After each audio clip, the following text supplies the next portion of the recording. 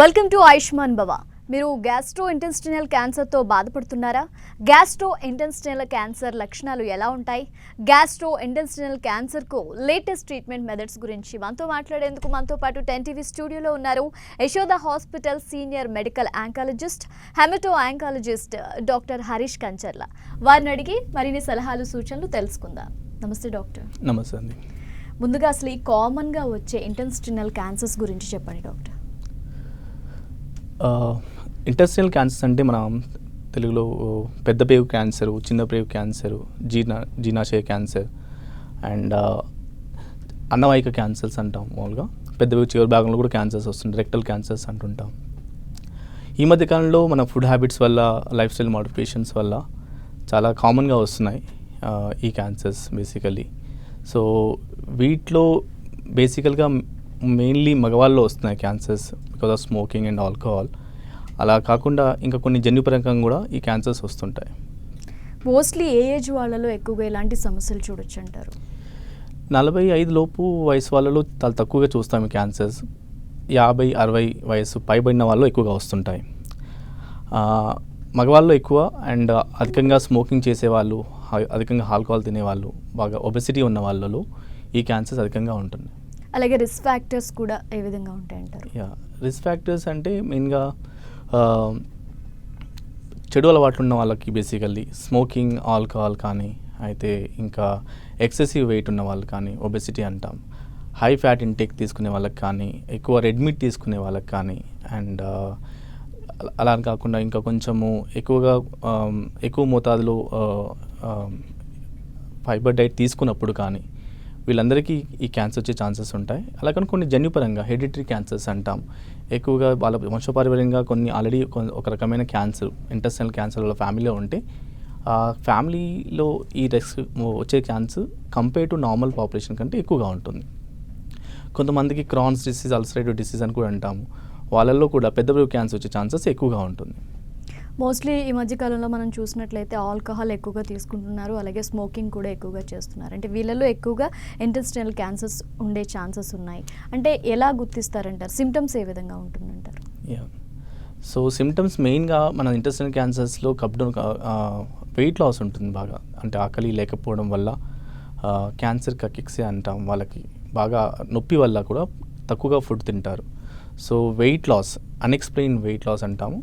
వాళ్ళంతటా వాళ్ళు ఏం ట్రై చేయకుండానే ఒక 5-10 కేజీలు వెయిట్ తగ్గడం కానీ, కడుపు ఉబ్బరంగా ఉండడం కానీ, మలబద్ధకం ఉండడం కానీ, మలంలో బ్లడ్ రావడం కానీ, బ్లడ్ లాస్ అనీమియా అంటాము.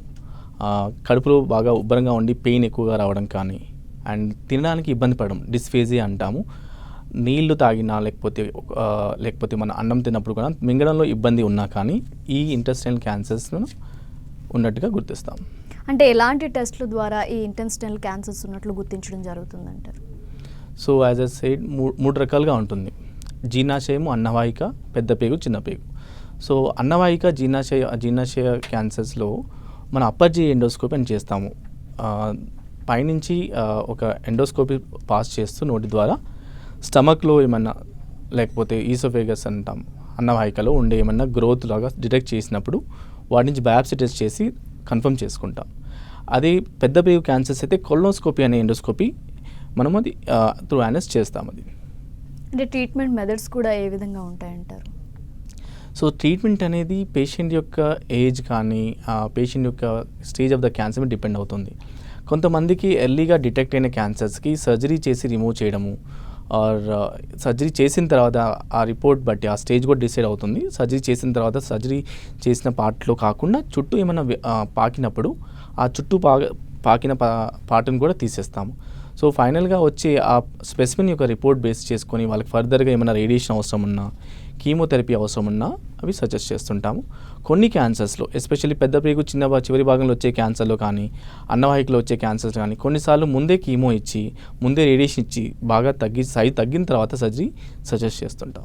ఈ ఇంటెస్టినల్ క్యాన్సర్తో బాధపడుతున్న వారు అంటే ఎలా, అందరికీ ఒకే సిమ్టమ్స్ ఉంటాయా, ఒక్కొక్కరికి ఒక్కొక్కలా ఉంటుందంటారు? సో అందరికీ ఒకే సిమ్టమ్స్ ఉండాలని కాదు. మనకి కొంతమందికి ఓన్లీ పెయిన్ అబ్డామిన్తో వస్తారు, కడుపు నొప్పితో మాత్రమే వస్తారు. కొంతమందికి జస్ట్ హిమోగ్లోబిన్ రిపోర్ట్ తీసుకుని వస్తారు, మాకు హిమోగ్లోబిన్ చాలా దూరం తక్కువ ఉందని వస్తుంటారు అలా. సో సిమ్టమ్స్ అనేవి చాలా వేరియబుల్గా ఉంటాయి, అందరికీ ఒకే రకమైన సిమ్టమ్ ఉండాల్సిన అవసరం లేదు. ఏజ్ పైబడిన వాళ్ళు కొంతమంది సిమ్టమ్స్ అన్ని ఇగ్నోర్ కూడా చేస్తుంటారు. సో డైరెక్ట్గా వాళ్ళకి కడుపు బాగా ఉబ్బరంగా ఉన్నప్పుడు, కడుపులో వాటర్ చేరినప్పుడు వస్తుంటారు. కొంతమందికి డైరెక్ట్గా కడుపులో పెద్ద పేగు పగిలినప్పుడు వస్తుంటారు, సివియర్ సిమ్టమ్స్తో వస్తారు. కొంతమంది రొటీన్ బ్లడ్ ఇన్వెస్టిగేషన్ చేయించుకుంటారు, రెగ్యులర్గా టెస్ట్ చేయించుకున్నప్పుడు వాళ్ళకి ఏమైనా హిమోగ్లోబిన్ తక్కువ ఉన్నప్పుడు తెలిసిపోతుంది, ఏమైనా ఎక్కడి నుంచైనా బ్లడ్ లాస్ అవుతుందని తెలడం, ఇలాంటివి తెలుస్తుంటాయి బేసికలీ. అంటే ఇన్స్టెన్షనల్ క్యాన్సర్స్ యొక్క ప్రభావం ఒక మనిషిపై ఏ విధంగా ఉంటుందంటారు? అంటే మెడిసిన్తో క్యూర్ అవుతుందంటారా, ఇంకా స్టేజెస్ ఏ విధంగా ఉంటుందంటారు? అంటే ఎర్లీ స్టేజ్ ఉన్న క్యాన్సర్స్ అన్ని క్యూరబుల్ అండి. స్టేజ్ 1-2లో క్యూర్ అవుతాయి క్యాన్సర్స్. ఎందుకంటే సర్జరీ చేసిన తర్వాత మనం పూర్తిగా తీసేస్తాము. దాని తర్వాత కొంతమందిలో అవసరం ఉంటే అడ్జువెంట్ థెరపీస్ అంటాము, అవి ఇస్తుంటాము. స్టేజ్ 3లో కూడా చాలా వరకు క్యాన్సర్స్ కంట్రోల్ చేసి సర్జరీ చేసి రిమూవ్ చేసిన తర్వాత అడ్జువెంట్ కీమోథెరపీ, రేడియేషన్ థెరపీ ఇచ్చి క్యూర్ చేయగలుగుతాం. ఓన్లీ స్టేజ్ 4 డిసీజెస్, ఎందుకంటే ఒక దగ్గర స్టార్ట్ అయ్యి ఇంకో పార్ట్కి బాడీలో ఇంకొక పార్ట్కి స్ప్రెడ్ అయినప్పుడు స్టేజ్ 4 అంటాము. సో ఒక్కోసారి సర్జరీ చేయలేని పరిస్థితులు ఉంటాయి. ఆ ట్యూమర్ యొక్క సైజు పెరగడం వల్ల కానీ, ట్యూమర్ పక్క భాగాలు ఉన్న వేరే అవయవాలకి పాకడం వల్ల కానీ, వేరే వాళ్ళతో టచ్ అవ్వడం వల్ల సర్జరీ చేయడం కుదరకపోవచ్చు కొన్ని కేసెస్లో. అలాంటి కేసెస్ అన్రిసెక్టబుల్ కేసెస్ అంటాము, ఆర్ స్ప్రెడ్ అయిన కేసుని మెటాస్టాటిక్ కేసెస్ అంటాం. వీళ్ళలో మనం క్యూర్ చేయడానికి ఆస్కారం ఉండదు, కానీ బట్ మన available treatment modalities like chemotherapy కానీ, టార్గెటెడ్ థెరపీ కానీ, ఇమ్యూనోథెరపీతో కానీ వీళ్ళ యొక్క సర్వైవల్ కానీ, వీళ్ళ యొక్క క్వాలిటీ ఆఫ్ లైఫ్ కానీ ఇవన్నీ కంట్రోల్ చేయొచ్చు. ఇవన్నీ కాకుండా పెయిన్ కంట్రోల్ కూడా చాలా మంచి మెడిసిన్స్ వచ్చాయి, పెయిన్ లేకుండా అండ్ వాళ్ళ యొక్క ట్రీట్మెంట్ జరిగేటప్పుడు సైడ్ ఎఫెక్ట్స్ రాకుండా కొన్ని మెడిసిన్తో మనం వాళ్ళకి good quality of life we can provide. Recent టైమ్స్లో మీ దగ్గరకు వచ్చినటువంటి పేషెంట్స్ గురించి చూసుకుంటే కనుక సివియర్ స్టేజ్లో ఉన్న పేషెంట్స్ ఎవరైనా రావడం జరిగిందా? వాళ్ళ ఎక్స్పీరియన్స్ ఏ విధంగా ఉందని చెప్తున్నారు? మీ రెగ్యులర్గా చూసే పేషెంట్స్లో చాలామంది అడ్వాన్స్ స్టేజ్లో వస్తుంటారు. Because of lack of awareness కానీ, సిమ్టమ్స్ ఇగ్నోర్ చేయడం కానీ, అండ్ కొన్నిసార్లు డిటెక్షన్ లేట్ అవ్వడం కానీ. సో వీటన్నిటి వల్ల మన దగ్గర ఆల్మోస్ట్ ఒక out of 100 patients around 50% of the patient present advance stage only. Stage 4లోని, స్టేజ్ 3లో ప్రజెంట్ అవుతుంటారు. అండ్ స్టేజ్ 1-2లో ప్రజెంట్ అయ్యే పేషెంట్స్లో ఒక 30-40% ఉంటారు. సో అడ్వాన్స్ స్టేజ్ వాళ్ళకి మనం కొంతవరకు హెల్ప్ చేయగలుగుతాము. స్టేజ్ 1-2లో క్యూర్ చేయడానికి ఛాన్సెస్ ఎక్కువ ఉంటాయి. స్టేజ్ 1లో ఉన్న వాళ్ళ సిచ్యువేషన్ ఏ విధంగా ఉంటుంది? వాళ్ళ ట్రీట్మెంట్ గురించి క్లియర్గా తెలియచేయండి డాక్టర్. స్టేజ్ 1కి సర్జరీ చేస్తాము, దాని తర్వాత వచ్చే రిపోర్ట్ బేస్ చేసుకుని వాళ్ళకి ఫర్దర్ ట్రీట్మెంట్ అడ్వైస్ చేస్తుంటాం. కొంతమంది స్టేజ్ 1లో డాక్టర్ని కన్సల్ట్ అవ్వకపోతే వాళ్ళు ఖచ్చితంగా స్టేజ్ 2ని ఫేస్ చేయాలి, వారి సిచ్యువేషన్ ఎలా ఉంటుందంటారు? సేమ్ స్టేజ్ 2లో కూడా సర్జరీ చేస్తాము. సర్జరీ చేసిన తర్వాత వాళ్ళకి ఫర్దర్ ఫాలోఅప్ ఎక్కువ, స్టేజ్ 1 కంటే స్టేజ్ 2 క్యాన్సర్స్కి ఎక్కువ వెనక్కి వచ్చే ఛాన్సెస్ ఎక్కువ ఉంటుంది. సో వాళ్ళకి ఎక్కువ అగ్రెసివ్గా ఫాలోఅప్ అడ్వైస్ చేస్తాము. ఫర్దర్గా వాళ్ళకి కీమోథెరపీ ఇవ్వడం కానీ, ట్రీట్మెంట్ అయిపోయినాక ఫర్దర్గా 3 మంత్లీ ఫాలోఅప్ అని చెప్తాము. ఇవన్నీ అడ్వైస్ చేస్తాం బేసిక్. సో జనరల్లీ డాక్టర్ని ఎప్పుడు అప్రోచ్ అవ్వాలంటారు? సిమ్టమ్స్ వాళ్ళకి స్టార్ట్ అయిన ఏ సిమ్టమ్స్ ఇగ్నోర్ చేయకూడదు. బేసికల్లీ సర్టెన్ రిస్క్ ఫ్యాక్టర్స్ ఉన్న పేషెంట్స్ ఎవరైతే ఒబెసిటీ, ఆల్కహాల్ ఇంటేక్ ఎక్కువగా ఉన్నవారు, స్మోకింగ్ ఉన్నవాళ్ళు, ఇక్కడ certain symptoms as is mentioned earlier, weight loss ఉన్నా కూడా తెలియకుండా, అండ్ ఇంకా బ్లడ్ రావడం కానీ మోషన్స్లో, అండ్ కడుపు ఉబ్బరంగా ఉండి కడుపులో వాటర్ చేయనట్టు ఏమైనా డౌట్గా వచ్చినా కూడా వెంటనే డాక్టర్ని సంప్రదించాలి. జనరల్లీ ఈ ప్రాసెస్ అంతా ఎంత టైం పీరియడ్లో కంప్లీట్ అవ్వచ్చు? అంటే ఈ ఇంటెన్షనల్ క్యాన్సర్స్తో బాధపడే వాళ్ళకి క్యూర్ అవ్వడానికి టైం పీరియడ్ ఎంత పట్టచ్చు అంటారు? అండ్ యావరేజ్ ట్రీట్మెంట్ ప్రాసెస్ అంతా 4 to 6 months ఉంటుందండి.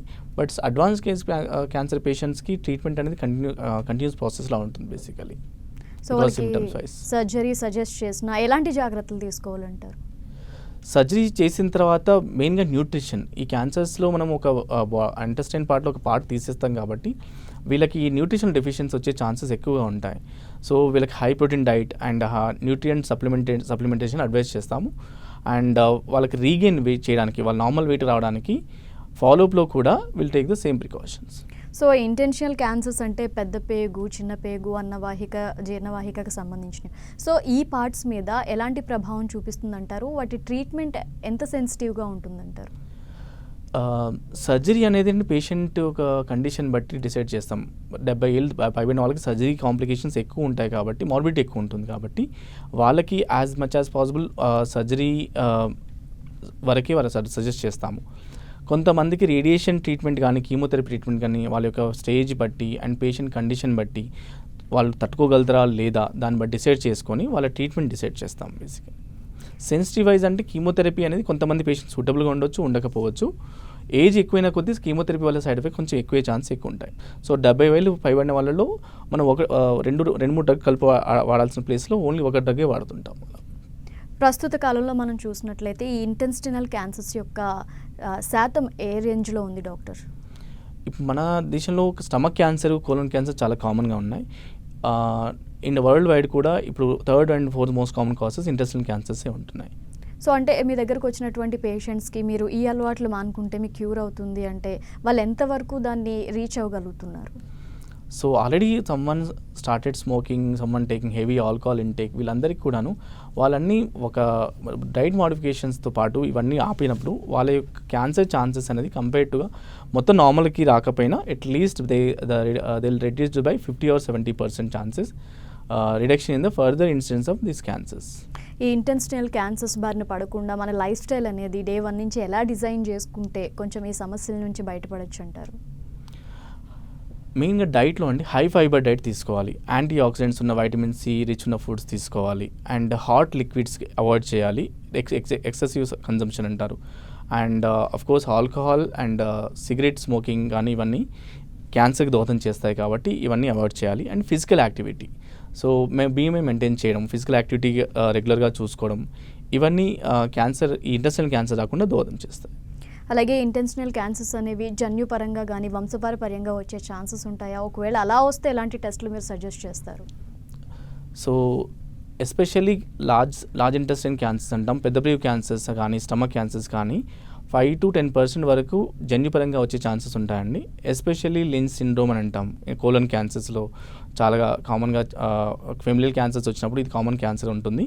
And familial polyposis syndrome cancers అంటాము. సో వీటిలలో అందరికీ వస్తుంది కాదు, ఎవరికైతే ఎవరి ఫ్యామిలీలో అయితే కామన్గా 1-2 క్యాన్సర్స్ కంటే ఎక్కువ ఇలాంటి ఇంటెస్టైన్ క్యాన్సర్స్ కానీ, కొంతమందికి గర్భాశయ క్యాన్సర్స్ కానీ, కొంతమందికి బ్రెయిన్ క్యాన్సర్స్ కానీ కామన్గా వింటుంటాం. ఒకే ఫ్యామిలీలో 2-3 క్యాన్సర్తో ఎఫెక్ట్ అయిన వాళ్ళు కానీ, యంగర్ ఏజ్ గ్రూప్లో less than 40 years ఏజ్ గ్రూప్లో కూడా ఇంటెస్టైన్ క్యాన్సర్ వచ్చినప్పుడు కానీ మనం అప్పుడు సస్పెక్ట్ చేస్తాం వీళ్ళలో ఒకవేళ జన్యుపరంగా ఏమన్నా క్యాన్సర్ జీన్స్ ఏమన్నా ఎఫెక్ట్ అయ్యా అని.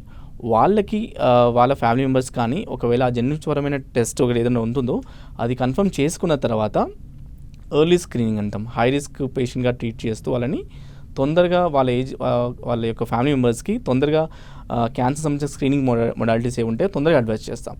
అదే మన జనరల్ పబ్లిక్ అయితే సపోజ్ 50 years దాటాక సజెస్ట్ చేస్తుంటాము. బట్ ఎవరికైతే ఫ్యామిలీలో హిస్టరీ ఉంది, ఫ్యామిలీలో ఒక రకమైన జీన్ వల్ల వాళ్ళకి ఫ్యామిలీలో ట్రాన్స్ఫర్ అవుతుంది, జన్యుపరంగా సంక్రమిస్తుంది అనుకున్నప్పుడు వాళ్ళకి at early age like 20-25 years మధ్యలోనే వాళ్ళకి ఎర్లీగా కొలనోస్కోపీ కానీ ఇవన్నీ అడ్వైస్ చేస్తుంటాం. అండ్ కంప్లీట్ బ్యాడ్ హ్యాబిట్స్ వల్లే ఈ ఇంటెన్షనల్ క్యాన్సర్స్ వచ్చే ఛాన్సెస్ ఉన్నాయి అని అంటున్నారు. సో ఒకవేళ స్మోకింగ్ వల్ల కనుక ఇలాంటి సమస్యల బారిన పడితే అది ఏ విధంగా వాళ్ళకి ఎఫెక్ట్ అయ్యే ఛాన్సెస్ ఉన్నాయండి? స్మోకింగ్ అనేది నాట్ ఓన్లీ ఇంటెస్టైనల్ క్యాన్సర్ అండి. స్మోకింగ్ అనే హ్యాబిట్ ఆల్మోస్ట్ మన బాడీలో around 15-20 type of cancers cause చేస్తుంది. మనము మా లంగ్ క్యాన్సర్ కానీ, లేకపోతే ఓరల్ క్యావిటీ క్యాన్సర్స్ అంటాము, నోటి క్యాన్సర్స్ కానీ, లారింజియల్ క్యాన్సర్స్ కానీ, బ్లాడర్ క్యాన్సర్ కానీ, ఈ స్టమక్ క్యాన్సర్, ఇంటెస్టైనల్ క్యాన్సర్స్ కానీ, ఇలా చాలా రకముల క్యాన్సర్స్కి స్మోకింగ్ అనేది ఒక మెయిన్ రీజన్. సో ఇలా ఈ స్మోకింగ్ అనేది క్యాన్సర్ని కాజ్ చేయడంతో పాటు ట్రీట్మెంట్ కూడా ఎఫెక్ట్ చేస్తుంది. ఎవరికైనా క్యాన్సర్ డిటెక్ట్ అయినప్పుడు సమ్మన్ ఈజ్ యాక్టివ్ స్మోకర్ ఉన్నప్పుడు వాళ్ళకి ఒక ట్రీట్మెంట్ అనేది ఎఫెక్ట్ చాలా తక్కువగా ఉంటుంది అండ్ ట్రీట్మెంట్ తట్టుకునే ఛాన్సెస్ తక్కువ ఉంటుంది. ఎవరైతే క్యాన్సర్ నుంచి కోలుకున్నాక క్యూర్ అయినాక కూడా సమ్మన్ స్టార్టెడ్ స్మోకింగ్ అగైన్, వాళ్ళకి కూడా ఈ సెకండ్ క్యాన్సర్స్ అంటాము, ఈ ఫీల్డ్ క్యాన్సర్స్ అంటాము, వేరే చోట కూడా కొత్త క్యాన్సర్స్ రావడం కానీ, క్యాన్సర్ వెంటనే రికరెన్స్ రావడం కానీ ఎక్కువగా ఉంటుంది. అలాగే ఇంటెస్టైనల్ క్యాన్సర్ అనేది ప్రాణాంతకం అంటారా? అడ్వాన్స్ స్టేజ్లో డెఫినెట్లీ ఎస్ అండి. స్టేజ్ 4 లాంటి క్యాన్సర్కి అయితే క్యూర్ చేయలేం కాబట్టి వాళ్ళ యొక్క మనము లైఫ్ స్పాన్ని సమ్ ఇయర్స్ వరకు కొన్ని సంవత్సరాల వరకు పొడిగించగలుగుతాము. బట్ ఓవరాల్ టైం వాళ్ళకి కడుపులో పెద్ద పేగు మెలికిపడడం కానీ అబ్స్ట్రక్షన్ అవ్వడం అలా అవుతూ కానీ కొంత ట్రీట్మెంట్ డ్యూరేషన్ తర్వాత వాళ్ళకి ఇంకా అడ్వాన్స్ అవుతూ వేరే చోటు స్ప్రెడ్ అయిపోయి కొంచెం డెఫినెట్గా దట్ లీడ్స్ టు డెత్. అలాగే ట్రీట్మెంట్, సర్జరీస్ వీటి అనంతరం సక్సెస్ రేట్ అనేది ఏ విధంగా ఉందండి ఈ సమస్యకు సంబంధించి? Success rate depends on the stage. ఒకవేళ ఎర్లీ స్టేజ్లో ఉన్నప్పుడు సక్సెస్ రేట్ ఎక్కువగా ఉంటుంది. వాళ్ళకి రిమూవ్ చేయడం అనేది కరెక్ట్గా పూర్తిగా రిమూవ్ చేయడం కుదురుతుంది. అడ్వాన్స్గా వచ్చి స్టేజ్ 3లో వచ్చినప్పుడు కొంచెము ఆ సర్జరీ చేసినప్పుడు మొత్తం రిమూవ్ చేయడానికి కొంచెం తక్కువ ఛాన్సెస్ ఉంటుంది.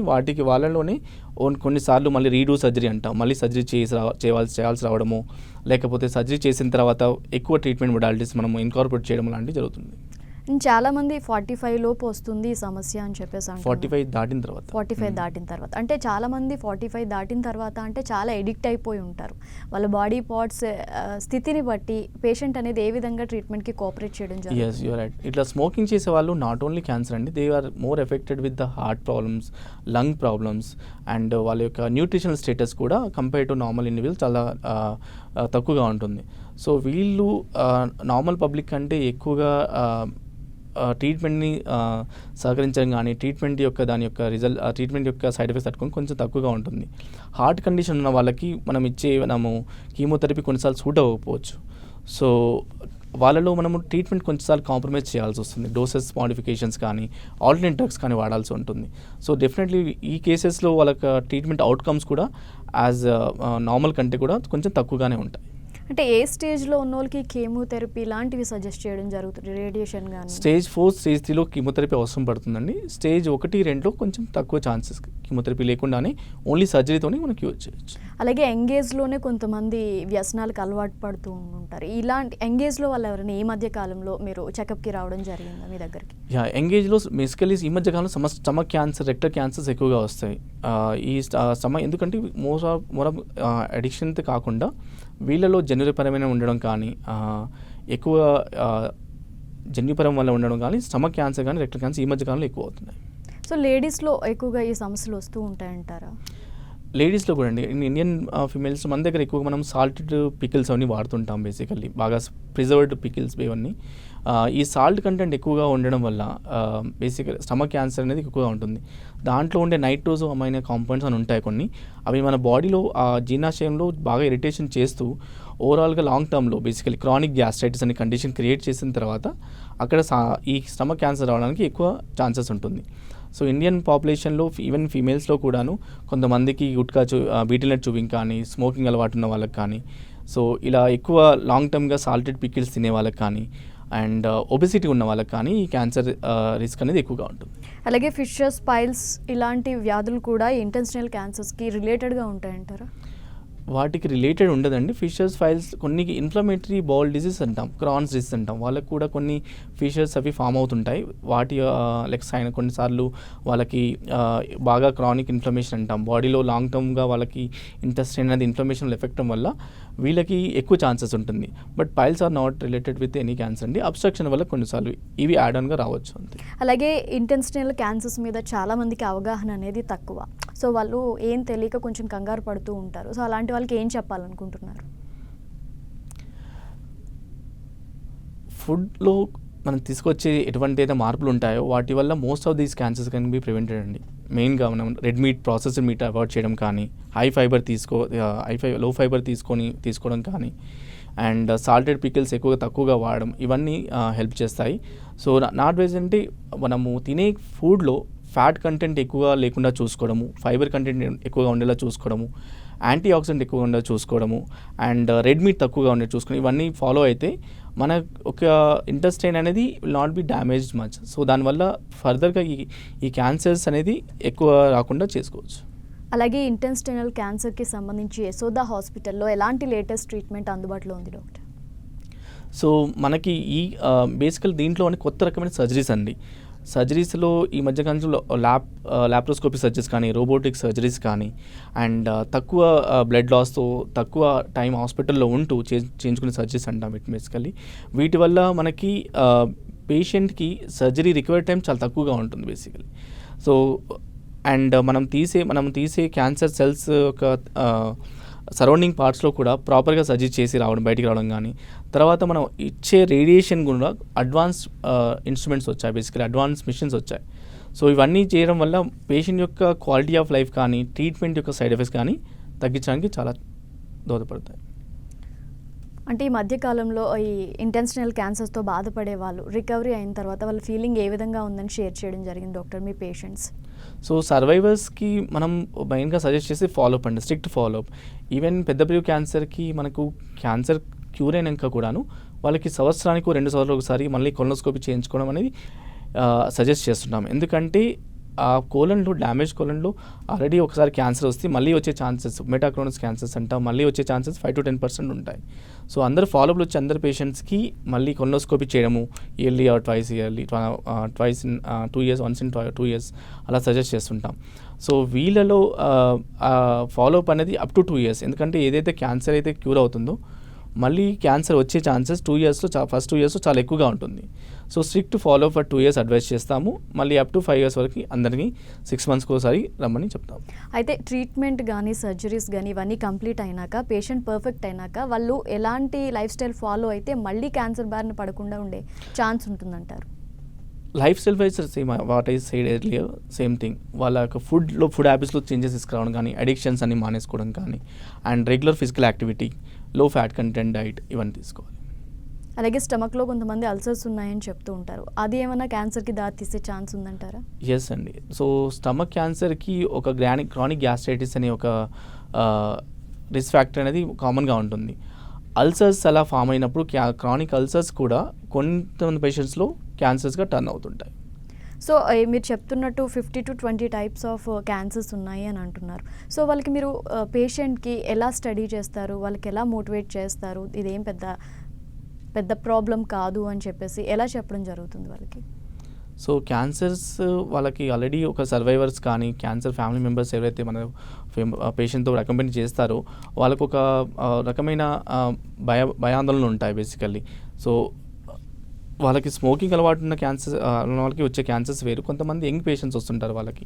సో ఫెమిలియల్ క్యాన్సర్స్ వాళ్ళకి సజెస్ట్ చేసేది ఏంటంటే జెనెటికల్ కౌన్సిలింగ్ ఇస్తూ ఏదైనా జీన్ టెస్ట్ పాజిటివ్ వస్తే వాళ్ళ ఫ్యామిలీ మెంబర్స్కి పర్టికులర్ టైంలో ఎర్లీగా ప్రికాషనరీ ప్రొఫిలాక్టికల్ సర్జరీస్ చేయించుకోవడం కానీ, ప్రొఫిలాక్టికల్లీ వాళ్ళకి కొంచెం తొందరగా స్క్రీనింగ్ ప్రొడాలిటీస్ అనేవి వాళ్ళకి ప్లాన్ చేసి తొందరగా కొలనోస్కోపీ చేయించడం కానీ, ఎండోస్కోపీ కానీ చేయించుకుంటూ ఎర్లీగా డిటెక్ట్ చేసినప్పుడు ఎర్లీగా క్యూర్ చేయొచ్చు అని మోటోతో వాళ్ళకి ఇవన్నీ సజెస్ట్ చేస్తుంటాం. ఇంటెన్షనల్ క్యాన్సర్స్ ఉన్న వాళ్ళకి రెగ్యులర్ టెస్ట్లు అనేవి ఏం సజెస్ట్ చేస్తారు డాక్టర్? స్క్రీనింగ్లో ఫీకల్ అకల్ట్ బ్లడ్ టెస్ట్ అని అంటాము. బ్లడ్ ఒక సింపుల్ స్టూల్లో మనం ఏమైనా బ్లడ్ ఏమైనా లాస్ అవుతుందో తెలుసుకోవడానికి చేసే టెస్ట్ అండి ఇది అందరికీ స్క్రీనింగ్ మోడాలిటీగా యావరేజ్గా ఎవరైనా స్క్రీనింగ్ తెలుసుకొని వచ్చి అడుగుతారో వాళ్ళకి నెలకు ఒకసారి ఈ స్టూల్ అకల్ట్ బ్లడ్ టెస్ట్ అంటాము. అలా కాకుండా కొంతమందికి కొలనోస్కోపీ అని చేస్తుంటాము, ఎండోస్కోపీ. ఎవరైనా 50 ఏళ్ళు దాటిన వాళ్ళకైతే, 45-50 దాటిన వాళ్ళకి 10 సంవత్సరాలకు ఒకసారి కొలనోస్కోపీ ఆర్ సిగ్మాడోస్కోపీ అంటాము. 5 yearsకి ఒకసారి, 10 yearsకి ఒకసారి సజెస్ట్ చేస్తుంటాము. అదే ఒకవేళ ఆల్రెడీ ఫ్యామిలీలో కొన్ని ఇట్లాంటి cancers, included cancer, endometrial cancers కానీ, బ్రెస్ట్ క్యాన్సర్స్ కానీ ఉంటే దానికి సంబంధించి మ్యామోగ్రఫీ కానీ, ఎండోమెట్రియల్ శాంప్లింగ్ కానీ, సిస్టోస్కోపీ గైడెడ్ బయాప్సీ కానీ వాళ్ళకి వాళ్ళ ఏజ్ ప్రకారం ఫ్యామిలీ కంప్లీట్ అయ్యాక సజెస్ట్ చేస్తుంటాం. అలాగే డాక్టర్, బీపీ, షుగర్ ఇంకా ఏమైనా హెల్త్ ఇష్యూస్ ఉన్నప్పుడు వాళ్ళకి ఇంటెన్షనల్ క్యాన్సర్ వచ్చినప్పుడు ట్రీట్మెంట్ విధానం అనేది ఏ విధంగా ఉంటుందంటారు? వీళ్ళకి ట్రీట్మెంట్ విధానంలో పెద్ద డిఫరెన్స్ ఏమి ఉండదండి. ఒకవేళ వీళ్ళకి ఏమన్నా దీనికి సంబంధించి బీపీ, షుగర్ వల్ల ఏమైనా హార్ట్ ఎఫెక్ట్ అయినప్పుడు అప్పుడు మాత్రమే వీళ్ళ యొక్క ట్రీట్మెంట్లో కొంచెం డిఫరెన్స్, సర్జరీ వైజ్ కొంచెం ఎక్కువ రిస్క్ ఉంటుంది. వీళ్ళకి హార్ట్ కండిషన్ వాళ్ళకి సర్జరీ అనేది మేజర్ రిస్క్ ఉంటుంది. సో వాళ్ళలో కొంతమంది మెయిన్గా హార్ట్ సివియర్గా ఎఫెక్ట్ అయితే వాళ్ళకి సర్జరీ చేయకుండా అడ్వాన్స్డ్ క్యాన్సర్ లాగానే ట్రీట్ చేస్తాము. Thank you doctor. ఇంటెస్టినల్ క్యాన్సర్స్కి సంబంధించి ట్రీట్మెంట్ విధానాలు తెలియజేశారు. ఇది ఇవాళ ఆయుష్మాన్ భవ కార్యక్రమం. చూస్తూనే ఉండండి 10 TV.